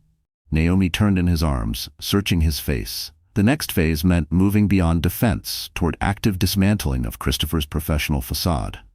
I'm ready. Their kiss carried the intensity that had come to define their relationship since they decided to seek justice together. Passion fused with shared purpose, desire deepened by mutual respect. Naomi had never known anything like it. This blend of emotional and intellectual connection. We've got 1 more hour blocked for strategy, Caleb murmured against her lips, his hands already slipping at the buttons of her blouse. I suggest we use it more creatively. Naomi laughed, already pulling at his shirt. A strategic pivot. His smile was both tender and wickedly suggestive as he lifted her onto the desk, financial reports scattering as he stepped between her thighs. All work and no play makes for poor strategic thinking. Later, tangled together on the office sofa, Naomi marveled at how different intimacy was with Caleb. In her marriage to Christopher, sex had become transactional, a means of asserting control. With Caleb, it was connection. Mutual, unforced, joyful. You're thinking very loudly, Caleb observed, tracing slow patterns along her bare shoulder. Naomi smiled and kissed his chest. Just appreciating the present, letting go of the past. His arms tightened around her. Speaking of the present, there's something I've been meaning to show you. Reluctantly, Caleb slipped away to retrieve his tablet, returning to the sofa with Naomi curled beside him. He opened a secure folder and handed it to her. What am I looking at? She asked, scrolling through what appeared to be property records. Your mother's land, Caleb said softly. I've been negotiating with the developer who bought it, after you sold it, for Christopher's watch. Naomi's breath caught. Though she had made peace with the loss, the memory still stirred deep emotion. The development stalled due to permitting issues, Caleb continued. They're willing to sell the parcel back, at a premium, of course, but it's within reach. Tears welled in Naomi's eyes as she stared at the documents. You would do that? In a heartbeat, Caleb said, his voice thick, not to erase what happened, but to restore something precious that was taken from you. Naomi kissed him, her emotions too vast for words. This gesture captured everything she loved about him, his understanding of what mattered most, his commitment to healing, not just correcting wrongs. When they finally pulled apart, Caleb brushed a tear from her cheek. "Is that a yes to pursuing this?" "Yes," Naomi whispered, "but not just for me, for us. A place we could build something together, something with roots in my past, but facing our future." The tenderness in Caleb's eyes made her heart ache with love. "I was hoping you'd say that." Their second lovemaking was slower, more intimate, an expression of the emotional territory they'd just traversed. And when the rain outside turned rhythmic against the windows, they returned to their planning with renewed focus. "Tomorrow," Caleb said, sketching out next steps, "Sterling Bank will initiate a review of Christopher's loans, citing volatility in the market. Simultaneously, my legal team will file the trademark complaints over the Crestwood development name." Naomi nodded, adding, "And I'll meet with Nora Bennett from the Business Journal. She's investigating predatory lending, and I think she'd be very interested in those client letters." Their plan was comprehensive, but ethical. No fabricated evidence, no illegal maneuvering. Just strategy, applied pressure to an already flawed structure. The aim wasn't revenge, but full accountability. 3 more weeks, Caleb estimated, studying the timeline. Then we'll have controlling interest, and we can call for a full board review. Naomi's phone chimed with an alert. She glanced at the screen and frowned, showing it to Caleb. "Christopher Bellamy is getting the Entrepreneurial Excellence Award at next month's Commerce Association Gala. He's still got friends in high places," she noted. Caleb's expression shifted, calculating, sharp. That gala would be the perfect setting for the final phase. "What are you thinking?" "A public revelation," he said, with absolute precision. "No collateral damage, no harm to innocent employees or valid ventures." He took her hand, his gaze steady. "This isn't about humiliating him the way he humiliated you, Naomi. It's about exposing years of damage to clients, staff, and investors. It's about accountability." Naomi nodded, once again grateful for the ethical line Caleb always honored. "The gala's exactly 1 month before our wedding," she said, thoughtful. "Perfect timing to close that chapter completely." Caleb brought her hand to his lips and kissed her engagement ring. "And then we focus only on our future," he whispered. "No more looking back." As they finalized their strategy for the weeks ahead, Naomi felt the stirrings of closure. The past, once an open wound, now becoming a clean scar. And ahead of her, nothing but light. Naomi felt a profound sense of empowerment. This wasn't the bitter vengeance of a wounded heart, but the measured response of a woman who had found her strength, and a partner who valued it. Christopher had tried to break her with public humiliation. Instead, he had inadvertently set in motion the chain of events that led her to discover her truest self and deepest love. There was a poetic justice in that. One that no strategic plan could have orchestrated, but one Naomi treasured more than anything else. Justice served. The Commerce Association Gala had transformed the grand ballroom of the Crestwood Hotel into a glittering showcase of wealth and influence. Crystal chandeliers cast prismatic light over elaborately set tables as the city's business elite mingled with polished charm. Naomi stood at the entrance, her hand resting confidently in Caleb's arm, acutely aware of the symmetry. Almost 1 year ago, she had entered a different ballroom on an anniversary night that ended in disaster. Tonight, she returned on her terms. She wore deep indigo instead of scarlet. Her natural curls were swept into an elegant updo adorned with sapphire pins, a gift from Caleb to mark 3 months until their wedding. "Ready?" Caleb asked, his eyes full of both admiration and concern. Naomi nodded, drawing strength from his steady presence and from everything they had accomplished together. Over the past several months, they had quietly acquired 42% of Bellamy Capital's stock through multiple holdings, strategically placed allies on the board, and compiled irrefutable documentation of Christopher's questionable practices. Tonight would be the culmination. As they made their way through the crowd, Naomi noticed the glances that followed them. Curious, speculative, their relationship had become a subject of business gossip. The designer who rose from scandal to partner with one of the city's most respected developers. Some whispered opportunism. Others murmured fairy tale redemption. None of them knew the truth. Naomi Green, a familiar voice, interrupted her thoughts. "Didn't expect to see you here." Christopher stood before them, champagne flute in hand, his tuxedo immaculate. But Naomi immediately noticed the tension in his eyes, the strain behind his carefully curated smile. "Christopher," she greeted calmly, "congratulations on your award." His eyes flicked over to Caleb with thinly veiled contempt before returning to her. "Enjoying the spotlight, I see, though I wonder how long Mr. Monroe's interest will last once the novelty fades." Caleb's hand moved gently to the small of Naomi's back, grounding her.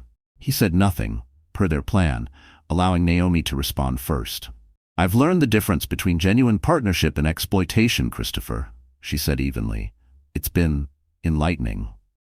Something sharp flashed in his gaze. "Enlightening enough to understand how reputation works in our world?" he said coldly. "I still have those photos we discussed." Caleb spoke then, his tone pleasant but edged with steel. "Mr. Bellamy, I'd strongly advise you to reconsider any plans involving defamation or digital manipulation. The legal fallout would be extensive." Christopher sneered. "Still hiding behind your billionaire boyfriend, Naomi? Some things never change." Naomi smiled serenely. The calm in her expression unsettled him far more than anger ever could. "Actually, Christopher, everything has changed. Enjoy your award." As they walked away, Caleb leaned close and murmured, "Perfectly handled. Are you all right?" "Better than all right," Naomi replied, truthfully. "He has no power over me anymore." Their table was near the front, strategically placed to offer a full view of both the stage and Christopher's table across the room. Dinner passed, then the preliminary speeches. Naomi could feel the tension building like the final bars of an overture. Then the association president stepped to the podium to present the Entrepreneurial Excellence Award.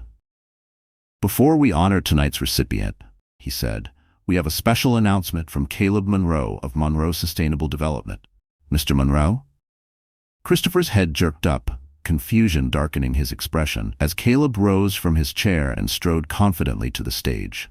This moment had not been advertised, arranged at the last minute thanks to Caleb's generous donation to the association's scholarship fund. "Thank you," Caleb began, his voice calm, authoritative. "As many of you know, our firm is committed to ethical development that benefits both communities and investors." He paused, allowing the room to settle. "Tonight, I'm pleased to announce our latest acquisition."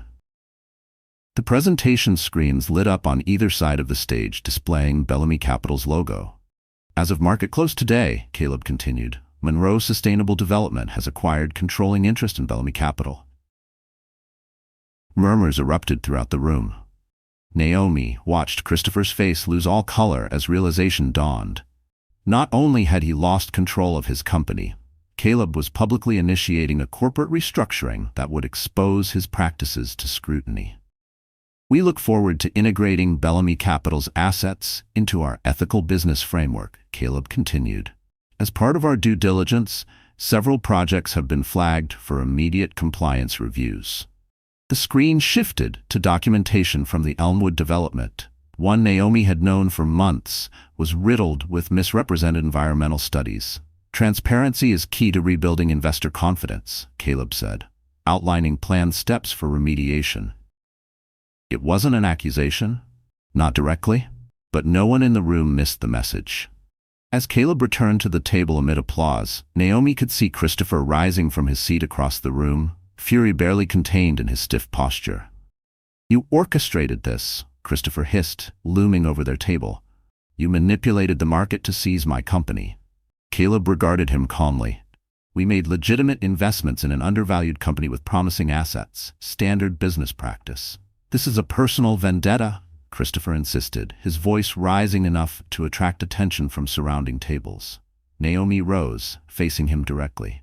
"No, Christopher. This is accountability, something you've managed to avoid for far too long." From her evening bag she retrieved a small velvet box.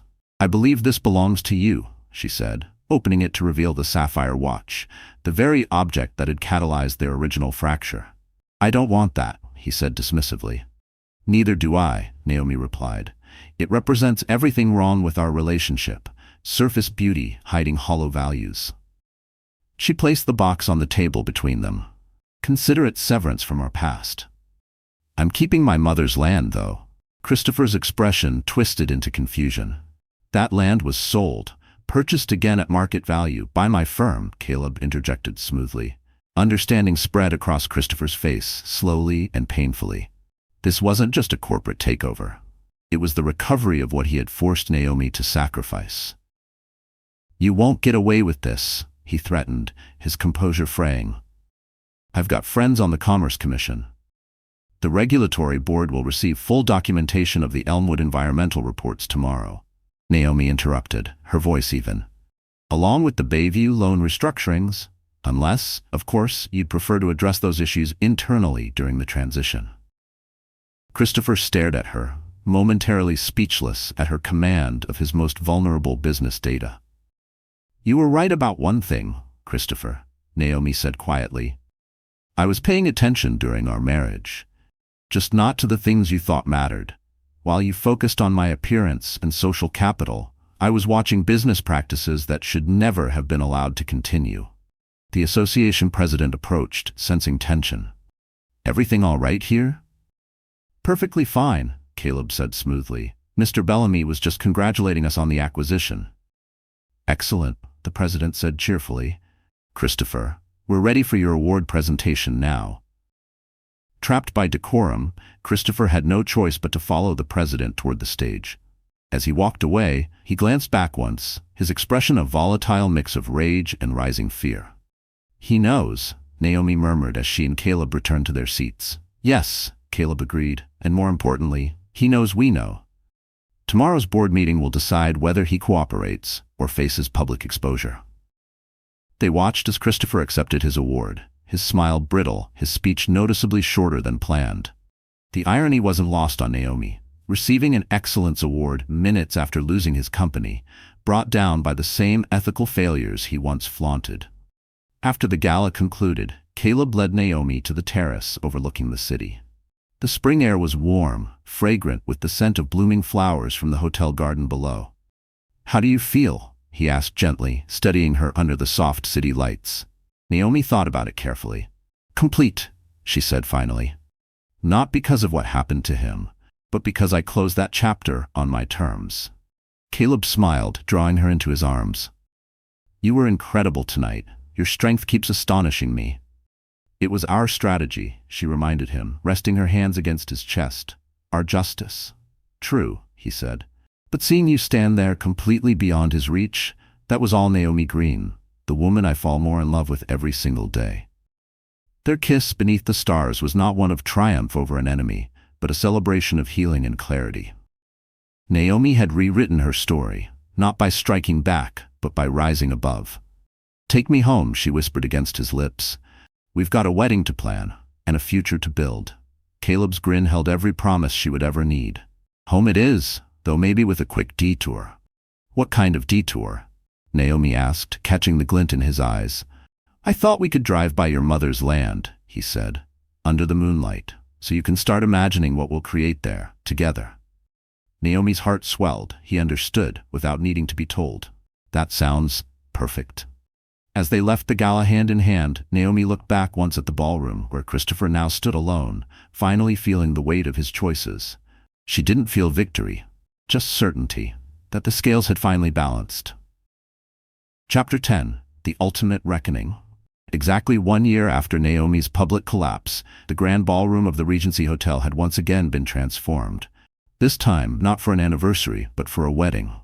Cascades of white lilies and blue delphiniums lined the space. Crystal and silver gleamed on every table. A wedding, a reclamation. Naomi finally taking back the date that had once crushed her. In the bridal suite, Talia fastened the last pearl button on Naomi's gown. A custom design blending timeless elegance with modern structure, much like the woman who wore it. "Nervous?" Talia asked, standing back to admire the full effect. Naomi shook her head, studying her reflection. The woman looking back bore no resemblance to the one who had collapsed in tears here a year ago. Her eyes held clarity, her smile unforced. "Not nervous," she said. "Just complete." A gentle knock sounded at the door. Caleb's 16-year-old sister, Laya, peeked in, glowing in her bridesmaid dress. "He's here," she whispered with a grin. "Right on schedule." Naomi turned, confused. "Caleb's not supposed to see me before the ceremony." "Not Caleb," Laya said, her expression sobering. "Christopher. He just arrived." exactly as Naomi had predicted. Resentment festered. 2 weeks ago, through carefully placed channels, word of Naomi and Caleb's wedding, its date and venue, had reached Christopher. The invitation had never been sent. But Naomi had known his wounded pride would bring him today. Unable to resist witnessing her happiness, perhaps even fantasizing about disrupting it. "Is everything in place?" she asked. Laya nodded. "Security's been briefed. Media is positioned exactly where you said." Talia checked her watch. Jonas should be approaching him now. Jonas, Caleb's head of security, had detailed instructions, not to eject Christopher immediately, but to let the day unfold according to the script Naomi and Caleb had written. Their final act of justice. "I need a moment," Naomi said, squeezing Talia's hand in gratitude. Once alone, Naomi moved to the window overlooking the hotel's entrance courtyard. From there, she saw Jonas approaching Christopher, who stood near the edge of arriving guests. Their conversation appeared cordial, Christopher's stance shifting subtly from arrogance to confusion as Jonas gestured toward a side entrance. Her phone chimed. "Our guest has arrived, proceeding as planned. I love you beyond measure." Naomi smiled and typed back, "See you at the altar. I'll be the one in white." At the mirror, she took one last look. The compass necklace Caleb had given her during his first real proposal lay at her collarbone, part of her wedding ensemble. North still pointed north. As he'd said, a constant in a world of change. A knock. Her father entered, proud and misty-eyed. "It's time, sweetheart. Ready to start your new beginning?" Naomi took a long, calming breath. More than ready. The ceremony was flawless. Naomi walked the aisle toward Caleb, whose expression of reverence and awe nearly brought her to tears. Their vows, composed in the quiet of home, spoke of respect, resilience, and a love forged in fire. When the officiant pronounced them husband and wife, their kiss drew warm applause, equal parts celebration and affirmation. As they turned toward their guests, Naomi caught a discreet movement at the rear of the ballroom. Jonas had guided Christopher to a spot near the back, exactly as planned. Champagne flowed. The reception bloomed into laughter and warmth. An hour in, Caleb gave a subtle nod to the conductor. The music paused, Naomi's hand in his. He led her to the stage where a microphone and several philanthropic leaders waited. "Friends and family," Caleb began, voice steady and rich. "Naomi and I thank you for being with us today, for making this a true communion of hearts." His eyes found hers. She nodded. "This date carries deep meaning. 1 year ago, Naomi endured an experience that could have broken anyone. Instead, she turned pain into purpose." At the back, Christopher shifted uncomfortably. Guests, oblivious to his presence, focused on the beaming couple. "And so," Caleb continued, "we're honored to announce the creation of the Horizon Initiative, a foundation supporting survivors of emotional and financial abuse." One of the benefactors stepped forward and presented Naomi with a ceremonial check. Photographers captured every frame, the symbolism, the triumph. Naomi took the microphone. Calm, poised. "Horizon Haven isn't just the name of our development," she said. "It symbolizes the journey many face when leaving toxic relationships." Her gaze flicked toward Christopher, whose stunned face was visible only to her, and then returned to the room. "The foundation will offer housing, legal aid, and business mentorship.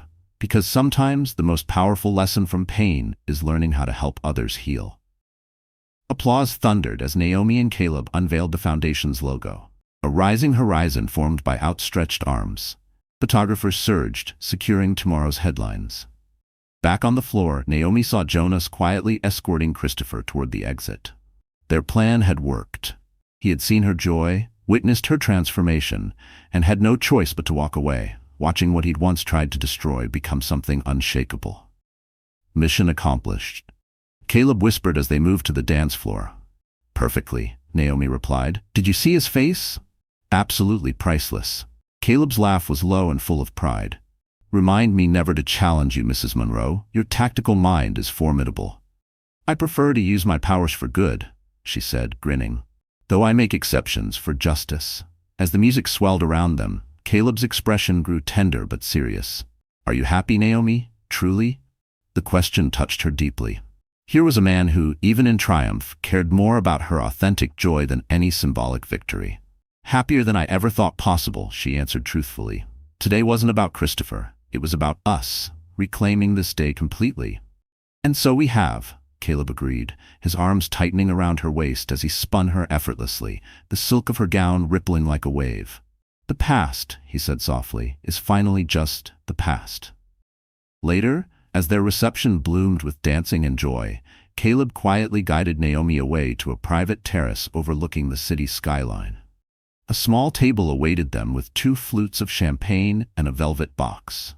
"One final wedding gift," he said, opening the box to reveal a delicate sapphire bracelet, the stone set in a pattern mirroring the constellation from the night of his first true proposal, the night he gave her the compass. "It's exquisite," Naomi whispered as he fastened it gently around her wrist. "Like its owner," Caleb replied, echoing the words he'd once spoken on the rooftop of the museum. This time, Naomi didn't protest the compliment. Beneath the same stars that had once witnessed their tentative beginning, Caleb drew his wife into his arms, their kiss deepening with the familiar passion they had cultivated, and the wonder of what now lay ahead as husband and wife. "We should return to our guests," Naomi murmured, though her body remained pressed against his. "They won't miss us for a few minutes," Caleb countered, his fingers tracing the elegant lace down her back. "I've waited all day to have you to myself, if only for a moment." His touch stirred the desire they had nurtured over months of love, understanding, and shared healing. Naomi responded with a kiss that promised fulfillment, later, when they would finally retreat to the suite awaiting them upstairs. "Patient as always," she teased, straightening his bow tie with a knowing smile. "For you, always," Caleb said, kissing her palm, "though tonight may stretch the limits of that patience." Their laughter, warm and unguarded, danced into the night as they returned hand in hand to their guests, a perfect blend of joy and serenity, desire and peace, their past now reconciled, their future wide open. 1 year later, Naomi stood on the broad porch of the home she and Caleb had built on her mother's land. One hand rested over her round belly, the other shielding her eyes as she watched Caleb arranging chairs beneath the pergola that faced a lush garden, just as her mother had once dreamed. The Horizon Initiative had flourished beyond their imagination, already transforming the lives of dozens of survivors. Naomi's design firm had expanded, now including a mentorship program for young women entering the creative field. Caleb's sustainable development company continued to evolve, transforming cities into inclusive, livable communities for all. As for Christopher, he had tried to rebuild his career in another city, but his reputation followed him. The last Naomi had heard, he was in middle management at a boutique firm. Not destroyed, but finally contained by the very consequences he had never believed would apply to him. "What are you thinking about, love?" Caleb asked, stepping beside her and sliding an arm around her shoulders, his hand settling over hers, now resting on the subtle movements of their daughter within. Naomi leaned into his embrace, feeling the soft flutter of a kick beneath their palms. "Journeys," she said. "How the worst night of my life led to the best years of it." Caleb kissed her temple gently. "Life has a way of balancing the books." "It does," Naomi agreed, then added with a smirk, "though sometimes it needs a little strategic assistance." Caleb's warm laugh rumbled through her.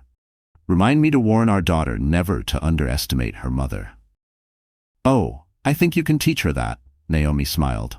"I'll teach her how to build something beautiful from whatever raw materials life hands her." As the sun dipped behind the trees, painting the sky with strokes of gold and rose, they stood together in the home they had created, built on reclaimed ground.